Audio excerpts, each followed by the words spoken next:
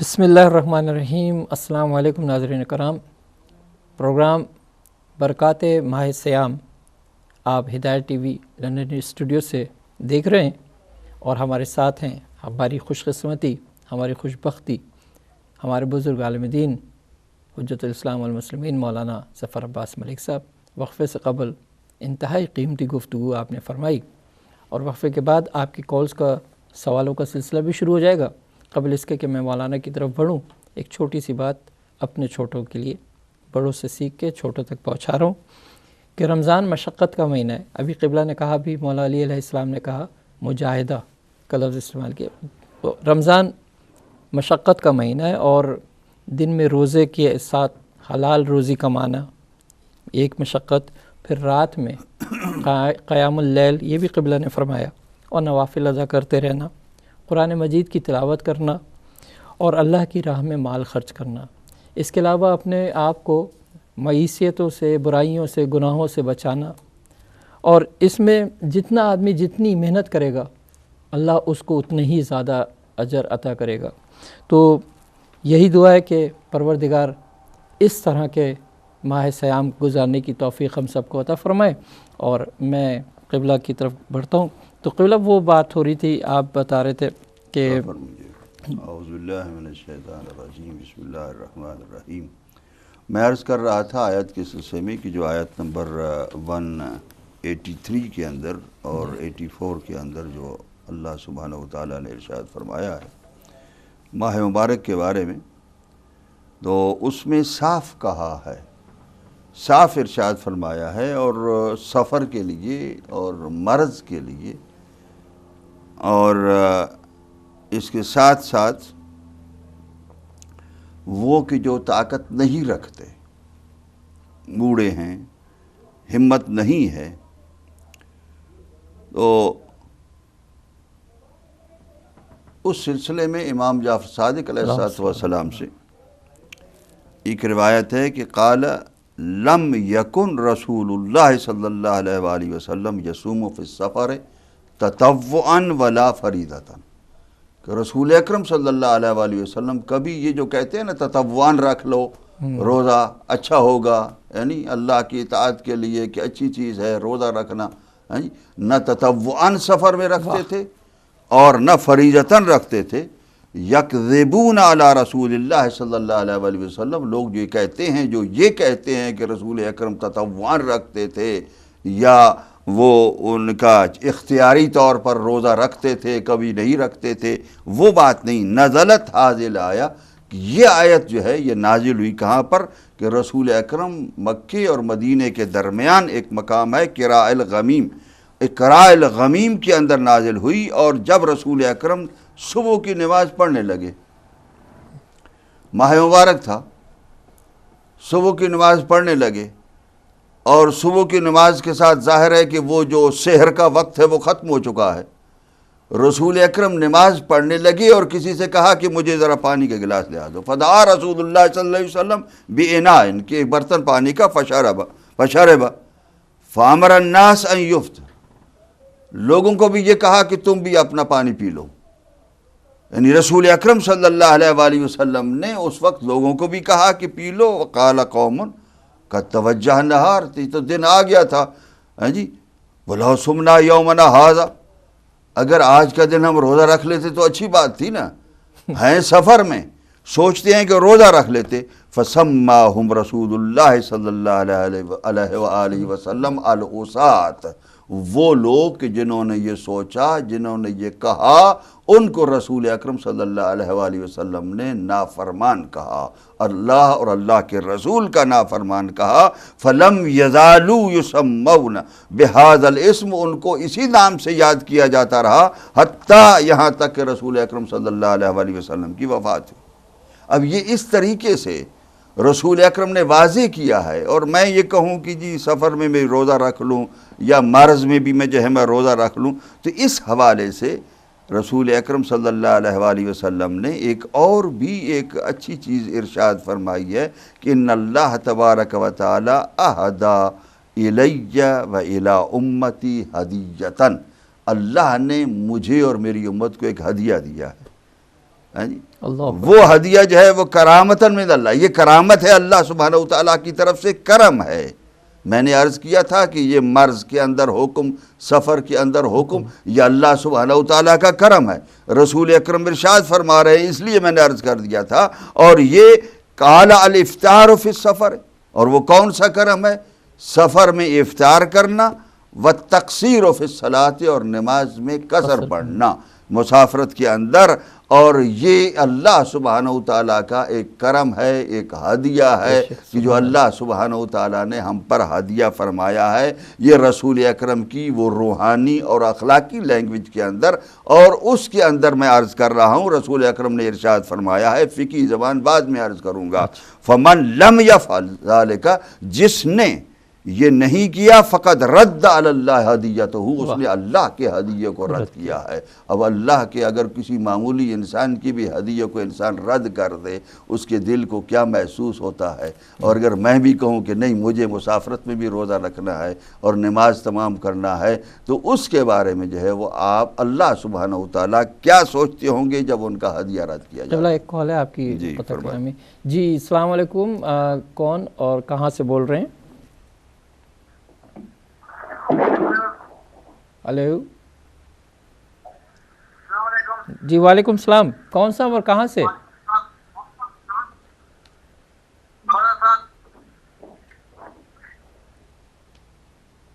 ہاں، میں ایک ریکویسٹ کرتا چلوں کہ ناظرین جب آپ کال کریں تو اپنے ٹی وی کی آواز ضرور بند کر دیا کریں، شکریہ۔ جی مولانا۔ اور دوسرا جو ہے مرض ہے، بیماری ہے، ڈاکٹر کہتا ہے رکھو نہ رکھو، ڈاکٹر نہیں بتا سکتا، آپ خود بتا سکتے ہیں، آپ رکھ سکتے ہیں نہیں رکھ سکتے ہیں، معصوم کا فرمان ہے کہ بلکہ خود اللہ سبحانہ وتعالیٰ نے ارشاد فرمایا کہ انسان جو ہے وہ اپنی بصیرت سے خود کو جانتا ہے کہ کیا ہے وہ کیا نہیں ہے، اور کتنی طاقت رکھتا ہے کتنی طاقت نہیں رکھتا ہے۔ اسی کی تفسیر کرتے ہوئے ایک کال ہے پاکستان سے مولانا۔ جی السلام علیکم، عمران صاحب پاکستان سے آپ ہمارے ساتھ ہیں۔ وعلیکم السلام، کیا حال ہے جناب؟ جی الحمدللہ، آپ کی دعا ہے، آپ کو ماہ سیام مبارک ہو۔ آپ کو بھی مبارک ہو۔ ہمارے یہاں آج دوسرا روزہ ہونے والا ہے۔ ماشاءاللہ۔ سوال آپ سے پوچھنا تھا، جو مجھے 2 بیماریاں ہیں، ایک بواسیر کی ہے اور ایک دانت کی ہے، جی کیا میں روزہ رکھ سکتا ہوں؟ اچھا ٹھیک ہے، آپ پروگرام دیکھیے، انشاءاللہ آپ کے سوال کا جواب آپ کو ملے گا۔ اب انہی کے جواب کا جو ہے میں اپنا بیان جا رہا تھا۔ ایک کالر لگے ہوئے ہیں۔ جی جی جی السلام علیکم، کون اور کہاں سے؟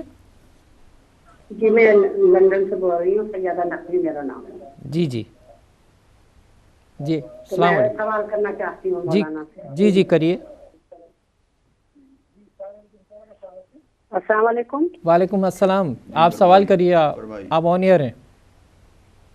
جی میں سیدہ نقوی بول رہی ہوں لندن سے، اور میرا سوال یہ ہے کہ میں مجالس پڑھتی ہوں، ہر شہادت ہر ولادت، تو کیا میرے لیے نماز جو حدود ہیں قصر کی، تو میں قصر پڑھوں؟ کیونکہ میرا تقریباً ہر شہادت ہر ولادت کی مجالس دوسرے شہروں میں جانا مجھے ہوتا ہے۔ جی بہت شکریہ، آپ پروگرام دیکھیے، انشاءاللہ آپ کے سوال کا جواب پیش کرتے ہیں مولانا صاحب۔ تو وہ جو بیماری کے بارے میں جی میں عرض کر رہا تھا کہ زرارہ یہ کہتے ہیں جی کہ میں نے امام جعفر صادق علیہ السلام سے پوچھا، سألت ابا عبداللہ علیہ السلام ما حد المرض، یہ بیماری کی کیا حد ہے، کیا لیمیٹیشن ہے؟ الذی یفطر فیہ الرجل، جس میں ایک آدمی افطار کرتا ہے، وَيَدُ الصَّلَاةَ مِنْ قِيَامٍ، اور وہ نماز جو ہے وہ چھوڑ دیتا ہے قیام سے، یعنی وہ بیٹھ کر نماز پڑھتا ہے، جی کھڑے ہو کر نماز نہیں پڑھ سکتا اور بیٹھ کر نماز پڑھتا ہے، یا وہ جو ہے وہ افطار کرتا ہے اور وہ جو ہے وہ روزہ نہیں رکھ سکتا ہے اپنے آپ کو، کیسے وہ کاؤنٹ کرے، کیسے وہ حساب کرے، اس کی حد کیا ہے؟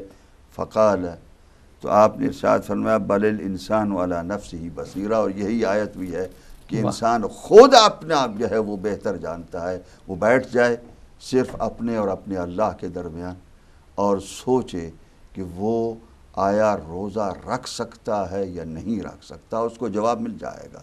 وہ بیٹھ جائے کہ وہ آیا کھڑے ہو کر نماز پڑھ سکتا ہے یا نہیں پڑھ سکتا ہے، اپنے اور اپنے اللہ سبحانہ و تعالیٰ کے درمیان سوچے۔ وَهُوَ أَعْلَمُ بِمَا يُطِيقُ، ڈاکٹروں سے، دوسرے مشیروں سے، مولانا صاحبان سے، ان سب سے زیادہ وہ خود اپنے بارے میں بہتر اور سب سے زیادہ جانتا ہے کہ کس چیز کی وہ طاقت رکھتا ہے، کس چیز کی وہ طاقت نہیں رکھتا، اور اگر وہ طاقت نہیں رکھتا تو پھر وہ ہیزیٹیٹ نہ کرے، وہ روزہ نہ رکھے، اس لیے کہ اگر وہ روزہ رکھے گا تو پھر جب صحت ہو جائے گی تو وہ روزہ اس کا شمار نہیں ہوگا، اس لیے کہ اس کو قضا کرنا پڑے گی دوسرے دنوں کے اندر۔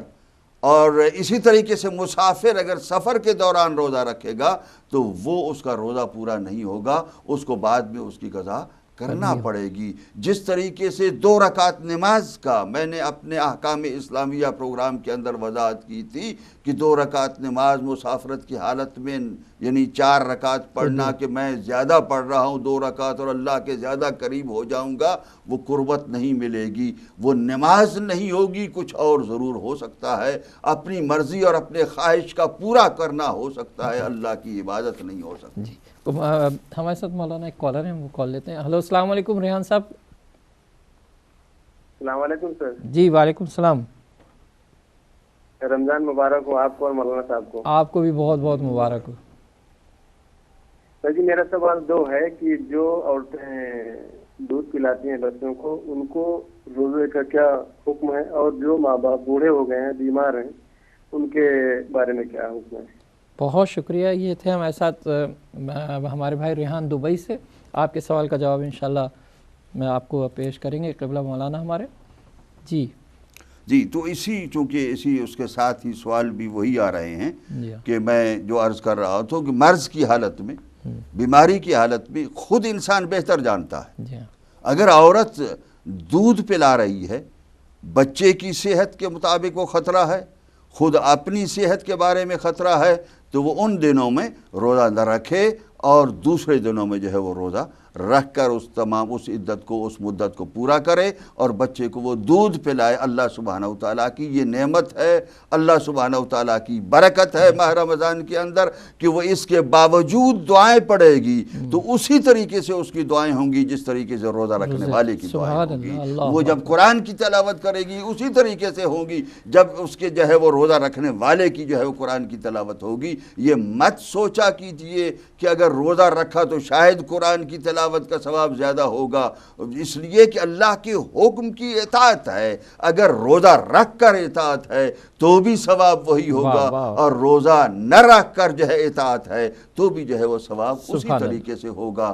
تو وہ جو بوڑھے لوگ ہیں ان کے لیے بھی یہی ہے کہ وہ اگر بعد میں طاقت رکھ سکتے ہیں تو ان کے لیے یہی ہے کہ وہ ان دنوں میں روزہ نہ رکھیں، بعد میں بجا لائیں، اور اگر کسی وقت بھی نہیں رکھ سکتے تو ان کے لیے فدیہ ہے کہ 1 پونا کیل جو ہے وہ خوراک جو ہے وہ، چاہے وہ آٹے کی ہو، چاہے وہ اس کی قیمت ہو، چاہے وہ چاول کی ہو، چاہے کسی گندم کی ہو، کسی اور چیز کی ہو، تو پونا کیلو جو ہے وہ ایک مسکین کی ایک جو خوراک ہوتی ہے، اس مسکین کی خوراک کے مطابق جو ہے ان کو مسکین کا ہر روزے کے بدلے میں پونا کیلو فدیہ دیا جائے۔ یہ کفارہ نہیں ہوتا ہے، عام مومنین کی زبان میں کفارہ آ جاتا ہے، یہ فدیہ کہلاتا ہے، جو بڑی مبارک چیز ہے۔ وہ کفارہ وہ سزا کے طور پر ہوتا ہے، اور یہ فدیہ ایک مبارک چیز ہے جو اللہ سبحانہ وتعالیٰ نے مسکینوں اور غریبوں کے لیے ایک مومن سے مانگا ہے کہ ان کو دو میری طرف سے۔ سبحان اللہ، سبحان اللہ۔ جی تو یہ، اور دوسرا کوئی سوال ہے اس قسم کا؟ کوئی نہیں، اس روزے کے حوالے سے تو نہیں ہے۔ وہ ایک ہماری ذاکرہ ہیں جنہیں قصر نماز، ہاں وہ تو ان کے قصر کے جو احکام ہیں نا وہ طویل ہیں، وہ کتنا سفر کرتی ہیں، کتنا سفر نہیں کرتی ہیں، جی ایک ہفتے میں کتنے روز باہر رہتی ہیں یا مہینے میں کتنے روز باہر رہتی ہیں، تو اس حساب سے ان کا حساب ہوگا کہ وہ آیا اگر پورے یعنی ہمیشہ سفر پہ رہتی ہیں تو پھر تو کثیر و سفر ہیں، وہ روزے بھی رکھیں گی اور نماز بھی پڑھیں گی، اور اگر کبھی کبھار سفر پڑتا ہے تو اس حساب سے ان کے احکام جو ہے مختلف ہوں گے۔ وہ مقامی علماء سے انشاءاللہ رابطہ کر کے وہ پوچھ سکتی۔ بہت شکریہ۔ جی اب اس کے ساتھ ताम मिस्कीन फमन ततव्वा खैरन फहुव खैरुन लह। अब जो इससे बेहतर जो दे सकता है, मुद तो फुकहा ने कहा ना, अब फुकहा ने यही कहा है, उलमाए जो मुज्तहिदीन निज़ाम हैं, इन या हदीस के ज़रिए से, कुरान की आयत के ज़रिए से, इन्हीं के ज़रिए से जो उन्होंने जो अहकाम जो हैं वो अख्ज़ किए हैं, उनके अंदर जो इरशाद फरमाया है वो यही इरशाद फरमाया है कि जो भी तुम में से मरीज़ हो और मुसाफिर हो उसके ऊपर रोज़ा नहीं है। अब ज़ाहिर है कि रोज़ा वाजिब है किसके ऊपर? हर शख्स पर नहीं, जो इसकी ताकत रखता है उसके ऊपर। जो ताकत रखता है ये वजूब उसको एड्रेस ही नहीं करता है। वाह। जी, एक बात है ना कि एक वजूब डायरेक्ट कर रहा है, किस किस को डायरेक्ट कर रहा है? वजूब डायरेक्ट कर रहा है जो ताकत रखता है।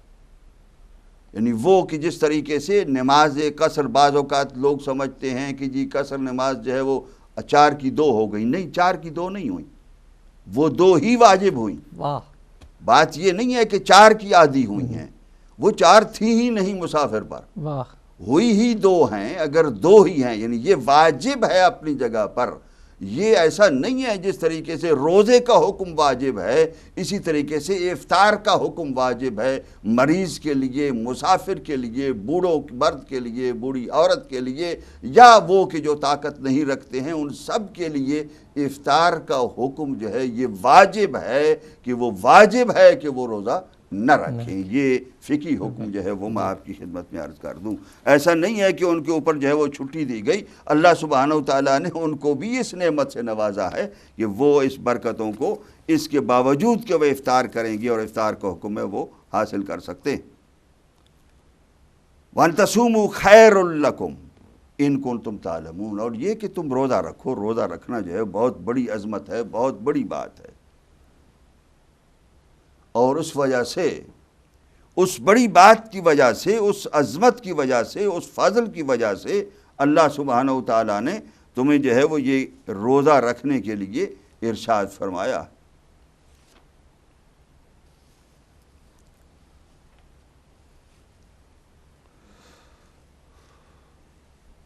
अब इसमें मैं बात को अभी मुख्तसर करता हूँ कि अल्लाह सुब्हानहू तआला ने जिस तरीके से भी इरशाद फरमाया है और उनके मुफस्सिरीन के अक़वाल को जिस तरीके से हमने लिया है, अल्लाह सुब्हानहू तआला मोमिनीन को और हम सब को इसके सही तरीके से समझने की तौफ़ीक़ अता फरमाए। कल भी मैं इन्हीं आयतों को आगे चलाऊँगा इंशाअल्लाह, थोड़ा सा आगे, लेकिन आज मैं एक ख़ास मकसद की तरफ कि ये रोज़े जो हैं अल्लाह सुब्हानहू तआला के जो है इनमें बाद में ये हुक्म भी आता है, ये बात भी आती है कि ये सुब्हानहू तआला का ये हुक्म जो है ये तुम्हारे लिए कोई मुश्किल पैदा करने के लिए नहीं है, आसानी पैदा करने के लिए। अल्लाह आसान, शरीयत आसान है, आसान रास्ते देती है, आसान जो है वो अल्लाह सुब्हानहू तआला जो है वो तरीके इख्तियार करने के लिए इरशाद फरमाते हैं। और उसके बाद ये कि यानी आखिर में एक आयत का एक हिस्सा आता है कि ताकि ये अल्लाह सुब्हानहू तआला की तुम तकबीर कहो, बढ़ाई बयान करो, अला मा हदाकुम, वो कि जो अल्लाह ने तुम्हें हिदायत की है इसके ऊपर तुम अल्लाह की बढ़ाई बयान करो। वाह। जब भी कभी अल्लाह सुब्हानहू तआला की हिदायत हो, माह मुबारक रमज़ान है, पहला अशरा सिर्फ़ और सिर्फ अपने गुनाहों की माफ़ी, इस्तिग़फ़ार, तौबा, पहला अशरा सिर्फ इस्तिग़फ़ार और तौबा के लिए गुजारा जाए। दूसरे अशरे में अल्लाह सुब्हानहू तआला से कुर्ब जिस तरीके से भी ज़्यादा कुर्बत हासिल की जाए, और तीसरे अशरे में अल्लाह सुब्हानहू तआला से अपने लिए दुआएं मांगी जाए, जिनमें बड़ी रातें भी हैं और दूसरी जो है वो आमाल की भी रातें हैं। तो इस महीने के यानी मैं सबसे पहली बात तो दुआ करता हूँ अपने नाज़रीन के लिए, सामीन के लिए, मोमिनीन के लिए जहाँ पर भी हैं, कि अल्लाह सुब्हानहू तआला सबको ये तौफ़ीक़ अता फरमाए कि हम اپنے گناہوں سے معافی مانگ سکے. گناہوں سے معافی مانگنا یہ سب سے بڑی بات ہے. اللہ سبحانہ و تعالیٰ کی بڑھائی بیان کرنا کہ اللہ نے جو ہمیں جو چیزیں دی ہیں ان چیزوں کو دیکھ کر یہ دنیاوی نعمتوں پر صرف نہیں بلکہ یہ جو ماہ مبارک جو دیا ہے اس کو دیکھ کر بڑھائی بیان کرنا اللہ سبحانہ و تعالیٰ کی یہ ضروری ہے. میرے خیال ہے کالر ہے مولانا, ایک کال لے لیتے ہیں. ہلو السلام علیکم. جی آخری کال لے لیجیے. جی ہلو ہلو السلام علیکم. کون اور کہاں سے؟ السلام علیکم. جی کون صاحب کہاں سے بول رہے ہیں؟ میں مظفر آباد سے بول رہا ہوں. سید تنویر حسین کیا کرتے تھے؟ جی جی جی سوال کریے, آپ آن ایئر ہیں. جی جی میں آزاد کشمیر سے بول رہا ہوں. سید تنویر کرتے تھے. جی جی تو میں مولانا صاحب سے یہ پوچھ رہا ہوں کہ یہ جو فرض روزے ہیں ان میں سے جو والدین کو اگر دینا چاہے تو ان کا کیا طریقہ کار ہوتا ہے؟ فرض روزے ہیں والدین کو دینا چاہیں؟ جی جی سوال سمجھ آئے گا. جی ٹھیک, آپ پروگرام دیکھیں. آپ اپنے جو فرض روزے ہیں وہ والدین کو نہیں دے سکتے ہیں, آپ ان کے لیے روزے رکھیں اچھا جب علیحدہ سے تو ان کو بخش دیں. جب بھی کوئی دوسرا موقع ہو جب آپ کے اوپر کوئی فرض نہ ہو اس وقت جو ہے وہ آپ ان کے لیے روزہ رکھیں اور اللہ سبحانہ و تعالیٰ یقیناً قبول فرمائے گا. اور آپ کی اس جو ہے وہ محنت کو کہ جو والدین کے لیے آپ رکھیں گے اللہ سبحانہ و تعالیٰ آپ کو اس کا زیادہ سے زیادہ اجر عطا فرمائے گا. ایک اور کالر کافی دیر سے ہولڈ کیے ہوئے. جی السلام علیکم. کون اور کہاں سے؟ ہاں جی السلام علیکم. میں امتیاز ناروے سے کال کر رہا ہوں. جی جی امتیاز صاحب. ہاں جی بس میں نے کہنا تھا کہ جناب محترم علامہ ظفر عباس ملک صاحب کو اور آپ کو اور تمام دیکھنے والوں کو بہت سلام. وعلیکم السلام. بہت شکریہ. ماہ سیام کی بہت بہت مبارک. وعلیکم السلام. میرا کوئی سوال نہیں ہے علامہ صاحب سے, صرف میں نے ان کی شکر گزاری کے لیے فون کیا ہے کہ علامہ صاحب کو خدا بہت برکت دے. ہم ان کی روحانی اور تفصیلی گفتگو سے بہت برکت حاصل کر رہے ہیں. بہت شکریہ, بہت شکریہ. خدا ان کو اسی طرح استعمال کرتا رہے. بہت شکریہ. اللہ حافظ. اللہ حافظ. اللہ حافظ. اللہ سبحانہ و تعالیٰ کے حضور ہیں ہم. جی اللہ کے مہمان ہیں ہم, اور اس مہمانی کے اندر اللہ جیسا میزبان ہو کیا بات ہے. ہم اس میزبانی سے استفادہ نہ اٹھائیں اور استفادہ نہ کریں تو یہ ہماری بدبختی سے بڑھ کر کوئی چیز نہیں. بے شک. آئیے مل کر اللہ سبحانہ و تعالیٰ کے سامنے ناظرین کرام, سامعین محترم, خواتین و حضرات مل کر دعا مانگے کہ اللہ ہمیں توفیق عطا فرما کہ ہم تیرے حضور توبہ کر سکیں, اپنی گناہوں کی صحیح معنوں میں معافی مانگ سکیں. اور جب چار عمل کر لیں, بعض اوقات یہ ہوتا ہے کچھ نیکی کچھ کام کر لیتے ہیں تو اس کے بعد تھوڑا سا بہت ہی آدمی وہ اوپر پیر رکھنے لگ جاتا ہے کہ شاید میں بہت اللہ کے قریب ہو گیا ہوں, بہت ہی اللہ کے نزدیک ہو گیا ہوں. نہیں, ایسی بات نہیں. آئیے سیکھیے میرے اور اپنے مولا مشکل کشائے عالم علی ابن ابی طالب علیہ السلام سے بندگی کے راز, کہ بندگی کے راز کیا ہیں. میں قربان جاؤں آپ کے اوپر. میرے اور آپ کے مولا کوئی معمولی شخصیت نہیں ہے اور معمولی بندے نہیں ہیں. انہوں نے جو راز ہمیں سکھایا ہے, ایک ایک جملہ اگر ڈھونڈے تو یہ جملہ جب میرے سامنے آیا اور نہ معلوم میری حالت کیا تھی, یعنی میں عرض نہیں کر سکتا ہوں, لیکن میرے سامنے جب اپنے اعمال اور اپنے اللہ سبحانہ و تعالیٰ کی نعمتوں کا موازنہ کرنے بیٹھے ہیں مولا مشکل کشائے عالم, جب اپنے مشکل کشا کے سامنے بیٹھا ہوا عرض کر رہا ہے ایک بندے کی حیثیت میں, تو عرض کرتے ہیں کہ ما قدر و اعمال, میرے اعمال کی کیا قدر ہے, وہ علی کی سجدوں کی کیا قدر ہے. علی ابن ابی طالب یہ عرض کر رہے ہیں اپنے اللہ کے حضور اللہ کہ میرے سجدوں کی, میرے رکوع کی, میرے قیام کی, میرے تکبیرات کی تیرے بڑھائی کو بیان کرنے کی کیا قدر ہے. اقابل بہا نعمک, کہ جو میں آپ کی اللہ آپ کی نعمتوں کے مقابلے میں لے آؤں. میں آپ کی نعمتوں کے مقابلے میں اللہ کبھی بھی اپنے اعمال کو نہیں لے آ سکتا, بلکہ میں انہی لفظوں پر قربان جاؤں اور ختم کروں گا اس لیے کہ وقت نہیں رہا. وَإِنِّي لَأَرْجُو, میں امید کرتا ہوں, ان تستغرق ذنوبی فی کرمک, کہ میرے اللہ میرے گناہ تیرے کرم میں غرق ہو جائیں، تیرے کرم کے اندر ڈوب جائیں، یعنی تیرا کرم ہی کرم رہے، میرے گناہ باقی نہ رہے۔ سبحان اللہ۔ یعنی اپنے گناہوں کو کس طریقے سے کرم کے اندر جو ہے وہ ڈوب جانے کے لیے ہوپ اور امید اور آشا لگائے ہوئے ہیں، اسی طریقے سے کما استغرق اعمالی فی نعمک، کہ جس طریقے سے میرے اعمال تیری نعمتوں میں غرق ہیں، میرے اعمال جو ہیں وہ آپ کی اللہ نعمتوں کے سامنے کچھ بھی نہیں ہے۔ میرے اللہ میرے اعمال آپ کی نعمتوں کے سامنے کچھ بھی نہیں ہیں۔